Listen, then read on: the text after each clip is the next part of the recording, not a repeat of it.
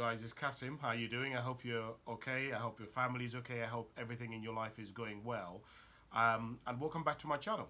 So there was a question that I've seen a lot online, a question that actually I've had a lot of conversations with people about that I wanted to talk a little bit about and share some thoughts with you on, which is this question of why are people so mean?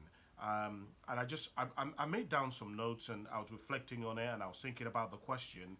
And as I say, I wanted to just share some of my thoughts and some of my thinking pattern. Maybe it might be of use to you in some way, can add some value to the quality of your life, so it can help you to become a higher, fuller expression of who you're capable of becoming. However, before we get into that, guys, if you want to help me get to 1,000 subscribers by June, please can you like and subscribe to my channel? You would be an absolute legend. Okay, cool. So let's go. Why is it that some people are so mean? So I wrote down about 5 things here that I'm going to share with you. Hopefully I can get through all of them. But first and foremost is I've just found that a lot of people are really mean, whether it be on social media, and primarily a lot of the meanness today, I think, is on obviously on social media. But I'm finding that one of the reasons that people are so mean is because they just don't know, right? They don't recognize the impact of their words. They don't recognize that there is a shadow intention behind what they're saying. So, for example, someone might make a joke online, but that joke to the other person is not considered as a joke because the person doesn't even realize that there is a shadow intention behind what they're doing. So a shadow intention is essentially when, to give you a good example, it's like somebody who says they go to church on Sunday, but they're not going to church on Sunday because they believe in God, because it's the right thing to do, because they want to improve themselves, because they want to go to the sermon so that they can work on themselves. The reason why they're going to church is so that they can look really good to other people, so that other people can say, wow, you're such an amazing person, you're such a good person. In some way, they're trying to increase their social status. They want to be perceived as godlike. They want to be perceived as better than thou. So that shadow intention is really, really important. And I think a lot of us don't realize that we have a shadow intention. And when we write stuff, when you read or when we say things or we read things or put out things about what we don't like or what we believe in, many of us don't recognize that people can sense that there is a shadow intention. There is an underlying tone behind what we're saying that is actually what we mean. It's like, I don't know how to explain this, but have you ever had a situation where somebody says to you something like, I'm okay, but you know that they're not okay? Or somebody says to you, no, of course I don't. No, of course I don't have a problem with you. I just think, or they say, no, I don't hate you. I think you're right. But deep down, you know that based on the way that they say things, the way they look at you, the way they talk about you when you're not there, like you know deep down there is like a shadow intention. There's something else behind what they're saying that is actually the truth. And I just think a lot of people don't recognize it. A lot of people don't recognize that they have shadow intentions. They have shadow anger. A lot of people, I think we're living in a world today where a lot of people are really angry and they're really frustrated, but they don't even realize that they're really angry, right? And that frustration comes out as resentment. It comes out as confusion because a lot of people they don't know their place in the world. They don't understand things like pronouns. They don't understand feminism. They don't understand why they can't find somebody to date. They can't find somebody to marry. They don't understand why so many people themselves are mean. And so that's one of the first things I think that's really important is, do you, as I'm speaking to you, do you recognize that some of the things that you say can be perceived as mean, as horrible by other people? And you may think it's a joke, but to them it isn't a joke. Do you recognize that? Second thing is, they don't care. There are some people who genuinely don't care what you say. They're going to say it anyway, and all that matters is that they've got their opinion. They've got what they wanted to say out there. There was a clip that I watched with Jordan Peterson where there was an interview that he did with Kathy Newman where he was talking about, where Kathy Newman was asking him, why should your right to offend me be taken higher than my right to be offended? Meaning, why is it that you think you have priority to say whatever it is that you want, and you can just say it to anyone, and you don't think about the consequences of what you're saying to them. And what Dr. Jordan Peterson said is that, look, in order for us to be able to think, in order for me and you to be able to have a conversation, I have to risk offending you. In order for you to say to me, Kasim, I don't really like some of the things that you say to me, you have to risk offending me, because I might say, well, I don't care that by you saying that, that's offensive to me, right? I should have the freedom to be able to say whatever it is that I want. And you're saying to me that I can't say whatever I want, that's offensive to me. And I think we are in this world today where I just think a lot of people just don't give a shit. A lot of people don't care, right? All they want is the right to say whatever they want, and that is all that matters. The consequences of that, irrelevant. They don't give a shit, right? They don't care. It's their platform, it's their Facebook comment, and a lot of people, I think, do have the attitude of, well, if you don't like it, well, just don't read it. Well, if you don't like it, don't look at it. And we, I don't know, all of us, included myself, we do get in situations and times when we just don't give a shit about other people. All that matters is we've got our point of view across, and that is all that matters. So that's something. The other thing that I wrote down is, it is a way for people to make themselves feel better. You know, I talked about the fact that a lot of people are in pain. A lot of people are very resentful.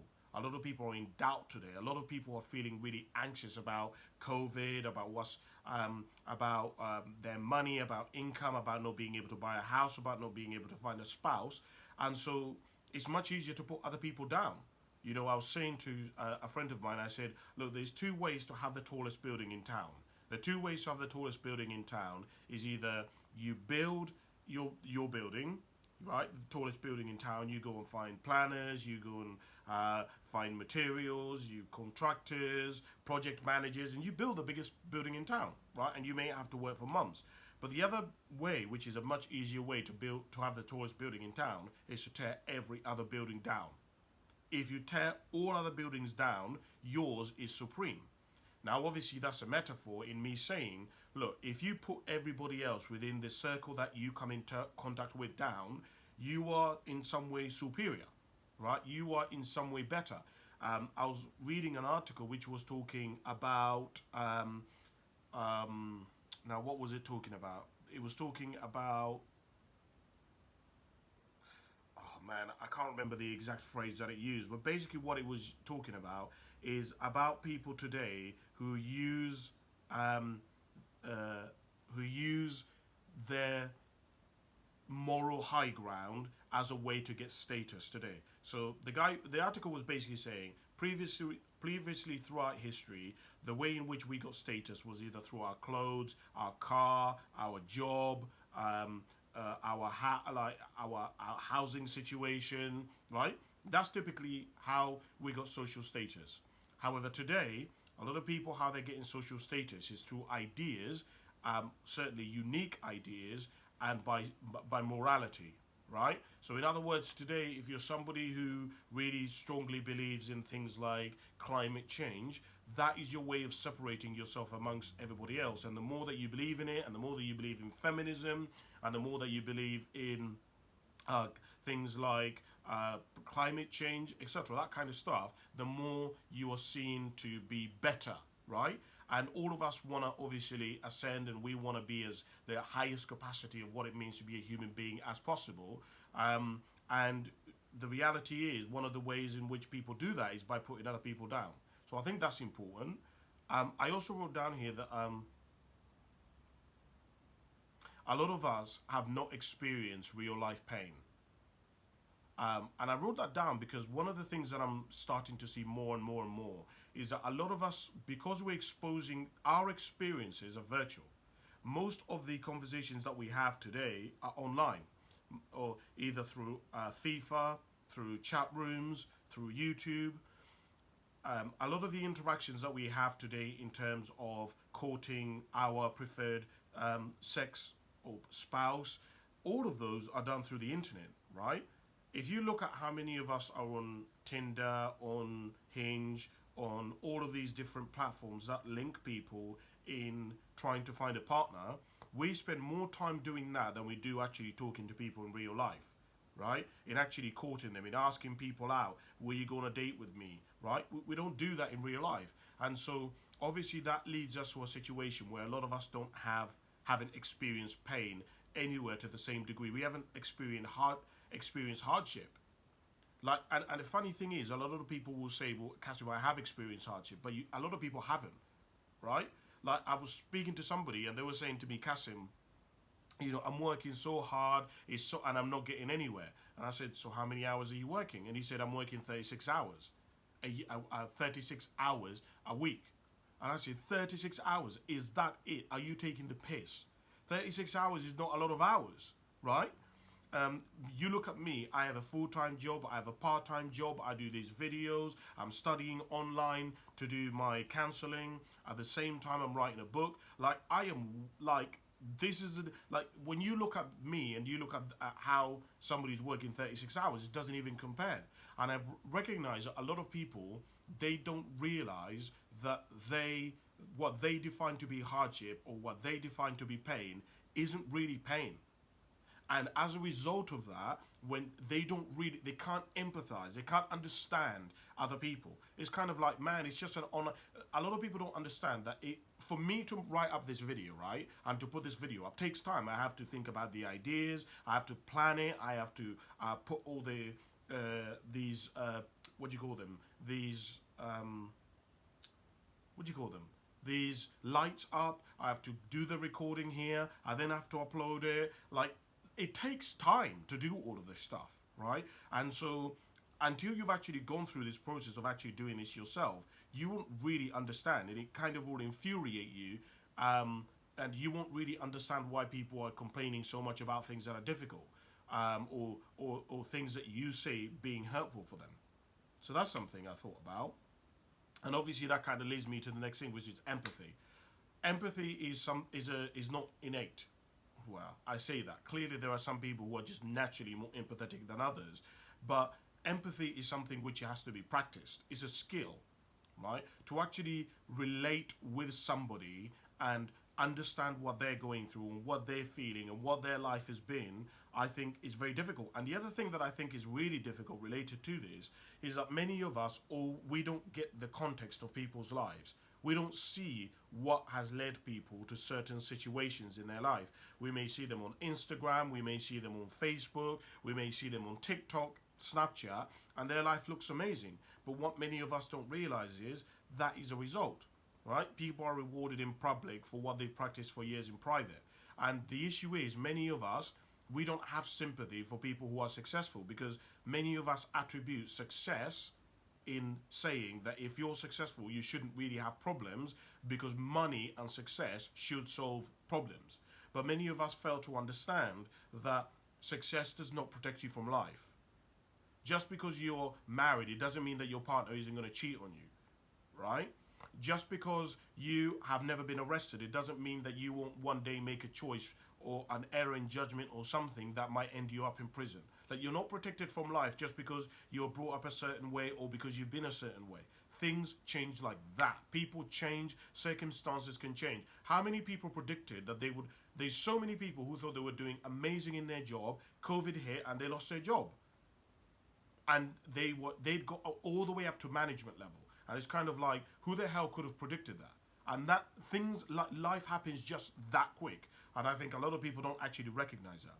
What else did I write here? Doing good is no longer cool. What is cool is caring about things like climate change. Yeah, so I talked a little bit about this earlier on, right? Today, being a good person is no longer the objective. The objective and the way in which you're perceived to be better than or to be doing really well socially is if you support things like climate change, if you're vegan, right? That kind of stuff. You support feminism. All of that kind of stuff is actually today where people determine your social status, or certainly your moral status. It is no longer on how do you interact with people. Do you care about people? Do you help your next door neighbor? Right? Do you look after your home, and is your grass actually done? A lot of us, we've extended our influence and the way in which we're perceived to being the world and no longer our community. So we care more about what people perceive us on Instagram than we do about what our neighbors think about us. And I think because of that, it's caused a huge problem where people just now they are much more, because they're not because look, if you're mean to your neighbor, you're gonna feel it instantly. But if you're mean to somebody online, the consequences are not gonna come to you instantly, or certainly at all. They might never come to you at all. And I think that's why people find it much easier to be mean online and say things that are horrible online, because like how am I going to find you? Am I really going to leave my house to come to you and speak to you? And if I report you, where are you going to take it? You could take the comment down, all sorts, right? And I think a lot of people know that today. The last thing that I wrote down here is, today you don't have to pay the price personally, right? And I've just talked a little bit about that. You don't have to pay the price of, like, if you are horrible to your neighbor, or if you're horrible to to somebody in the butchers, like, you don't have to pay that price anymore, because people hardly go to the butchers today, right? And so a lot of the hate is obviously done online, but it's very hard to track somebody online. People can take comments down, people can shut their Facebook groups down or their Instagrams down. Um, it's very, very difficult to know who people are. You can make fake accounts now and write whatever you want to make. So it's very difficult to prosecute somebody. Um, so I think it's allowing people to obviously be a lot more meaner than they would usually be. But I'd love to hear what your thoughts are. But I just thought maybe this might be a good dialogue for you, something for you to start thinking about in your own life. What do you think? Comment below, send me a message. I'd love to hear what your thoughts are. Please don't forget to like and subscribe to my channel if you want to support me, help me get to 1,000 subscribers by June. But apart from that, I will speak to you very soon. Thanks for watching. Bye for now.